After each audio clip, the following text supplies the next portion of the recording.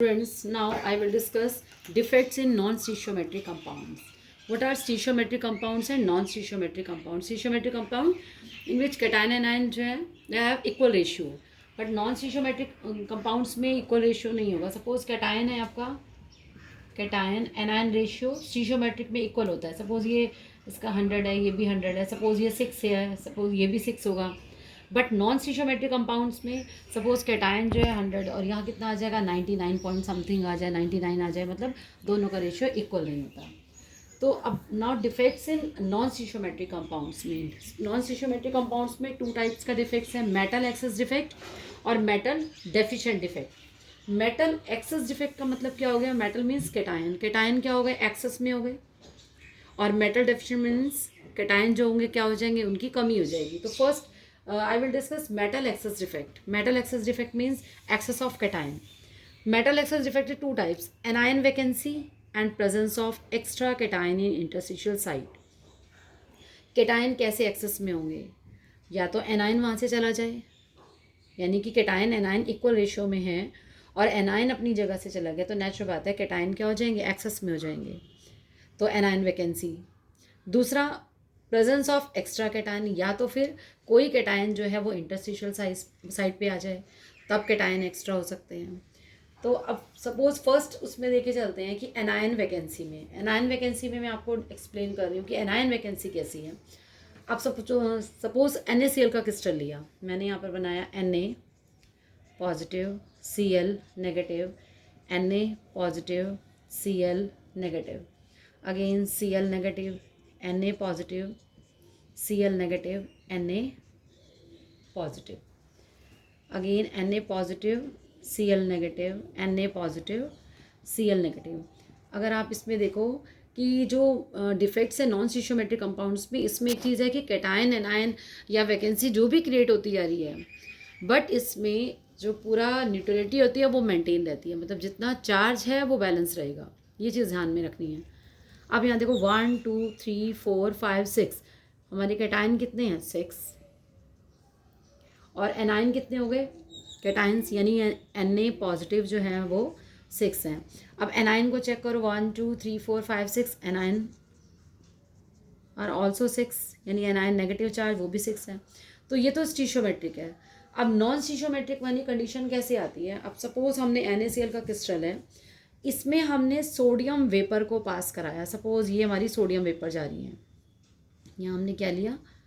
Sodium vapour. अब sodium vapour है, natural बात है सोडियम किस में आने की कोशिश करेगा? ये सपोज यहाँ पर हमने सारी सोडियम की वेपर पास कराई, तो सोडियम जो है आपका वो आने की कोशिश करेगा किस में? सोडियम आयन में कन्वर्ट होगा, प्लस इलेक्ट्रॉन. अब ये जो सोडियम आयन आपका बन गया वो किसको अट्रैक्ट करेगा? Cl नेगेटिव को. अब Cl नेगेटिव सपोज ये चला गया यहाँ पे, तो मिलके क्या बना रहा है? NaCl बनता जाएगा. बट यहाँ पर जो है एनायन की वैकेंसी हो जाएगी. ये जो यहाँ पर प्रेजेंट था Cl, ये यहाँ से क्या हो गया? हट गया. अब ये वाला Cl हट गया यहाँ पर, इसका मतलब यहाँ पर कौन आ गया? यहाँ से जो Cl चला गया, इस Cl के बदले यहाँ पर आ जाएगा ये वाला इलेक्ट्रॉन, यानी नेगेटिव चार्ज Cl के ऊपर भी था, नेगेटिव चार्ज इसके ऊपर भी है, चार्ज बैलेंस हो गया आपका. लेकिन कैटायन एनायन कम हो गए. पहले कैटायन के कितने थे यहाँ पर? Na 6, वो वहीं का वहीं हुए. Cl यानी एनायन कितने हो गए? अब 5. तो यानी नॉन स्टिशोमेट्रिक हो गया, इक्वल रेशियो तो नहीं आया इसका, बट इलेक्ट्रॉन ने आके इसका स्पेस ले लिया. अब अगर इलेक्ट्रॉन सपोज यहाँ आ जाता है, it means number of cation जो है मोर हो गए. किससे? एनायन से. अगर कैटायन आपके जो है ज़्यादा हो जाएंगे, एनायन यहाँ पर कम हो रहे हैं, इट मीन्स यहाँ पर किसकी होगी? एनायन की वैकेंसी हो गई. बट उसके चार्ज को बैलेंस करने के लिए कौन आ गया यहाँ पर? इलेक्ट्रॉन आ गया. ये वहाँ पर इलेक्ट्रॉन जो है यहाँ पर आ गया, ये इलेक्ट्रॉन यहाँ. अब इलेक्ट्रॉन के आने से क्या हो गया? इसको हम बोलते हैं, बहुत इंपॉर्टेंट टॉपिक है, इसको यहाँ पर हम बोलते हैं एफ सेंटर. F centre. अब यहाँ पर क्या है? ये एफ सेंटर आ गया. एफ सेंटर मतलब कलर जोन, क्योंकि इलेक्ट्रॉन की वजह से इलेक्ट्रिसिटी को कंडक्ट करेगा. दूसरा, ये इलेक्ट्रॉन एक्साइटेड होगा, हायर स्टेट में जाएगा, एनर्जी को एब्जॉर्व करके वापस ग्राउंड स्टेट में आएगा, तो जितनी एनर्जी एब्जॉर्व करती है उसको लूज़ करेगा. तो NaCl का क्रिस्टल अगर आप चेक करो तो तब तक सिंपल जो स्टिशोमेट्रिक में था वो NaCl का कैसे होता है? वाइट होता है. बट यहाँ पर एनायन वैकेंसी के बाद यहाँ पर इसका कलर क्या आ रहा है? येलो कलर आ रहा है, due to F centre. F centre की वजह से क्योंकि यहाँ पर जो इलेक्ट्रॉन आया उसको हमने बोला कि अब एफ सेंटर, इसकी वजह से कलर को शो करता है। ऐसे ही सेम जो है आपका उसके इस KCl के क्रिस्टल में भी होगा, उसका पिंक कलर होगा। तो LiCl पिंक कलर, और KCl में आप शो करते हैं, KCl का कलर जो होता है वो वॉयलेट कलर में आ जाता है। ये सब किस वजह से हुआ? ड्यू टू एफ सेंटर, यानी कि एफ सेंटर की वजह से, ड्यू टू इलेक्ट्रॉन, मतलब एफ सेंटर में क्या आ गया? एफ सेंटर मतलब इलेक्ट्रॉन की वजह से आ गया। मैं रिपीट कर रही हूँ, एनायन वैकेंसी में एनायन की वैकेंसी कैसे होगी कि कैटायन एक्सेस में हो जाए, और कैटायन में एक्सेस होने की वजह से क्या होगा? एनायन अपनी जगह से हट जाएगा, तो नंबर ऑफ कैटायन बढ़ जाएंगे। तो इसके लिए एग्जांपल दिया, सपोज NaCl का क्रिस्टल है, NaCl इक्वल रेशियो में जैसे पूरा अरेंज है, और सोडियम वेपर इसमें पास करते हैं, तो सोडियम जो है किस में कन्वर्ट होगा? सोडियम आयन में, और सोडियम आयन जो इन Cl को अट्रैक्ट करते जाएंगे, तो यहाँ पर एनायन की वैकेंसी होती जाएगी। उसकी न्यूट्रलिटी को मेंटेन करने, चार्ज को बैलेंस करने के लिए यहाँ पर क्या आता जाएगा? इलेक्ट्रॉन। अब ये इलेक्ट्रॉन होने से क्या होगा? इलेक्ट्रिसिटी को कंडक्ट करेगा, कलर के लिए भी रिस्पॉन्सिबल होगा, क्योंकि ये जो है इलेक्ट्रॉन एनर्जी को क्या करेगा? एब्जॉर्ब करेगा, और वापस से जब ग्राउंड स्टेट में आएगा जितनी एनर्जी को एब्जॉर्ब किया उसे लूज करेगा। तो it is called F centre.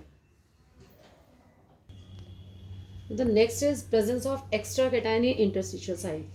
हम पढ़ रहे हैं metal excess defect. Metal excess defect में फर्स्ट हमने पढ़ लिया एनायन वैकेंसी का, और सेकंड हमारा आ गया presence of extra cation in interstitial. तो मैंने आपको पहले एक्सप्लेन किया था कि इंटरस्टिशियल साइट पे आ जाता है, ठीक है, एक्स्ट्रा कैटायन। अब इसका एग्जांपल देखो, सपोज हमने ZnO ले लिया, एग्जांपल यहाँ पे लिखती हूँ, जिंक ऑक्साइड। जिंक ऑक्साइड का क्रिस्टल कैसा है? वाइट है, पहले कोई कलर नहीं है, कैसे आ रहा है इसमें? सपोज मैंने लिखा Zn+2 O-2, then Zn+2 O-2, again O-2, Zn+2 Zn+2, again Zn+2 minus Zn+2,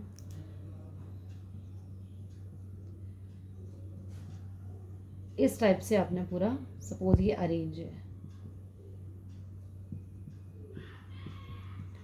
अब सपोज मान लो कोई जिंक, कोई भी डिफेक्ट तो किसी टाइप से हो सकता है, जिंक आयन जो है सपोज यहाँ पर आ गया आपका जिंक Zn+2, ठीक है, और उसके इलेक्ट्रॉन्स जो हैं सपोज यहाँ आ गए इंटरस्टिशियल साइड पे, एक इलेक्ट्रॉन यहाँ आ गया, एक इलेक्ट्रॉन यहाँ आ गया, ये पूरा का पूरा Zn+2 अरेंज है।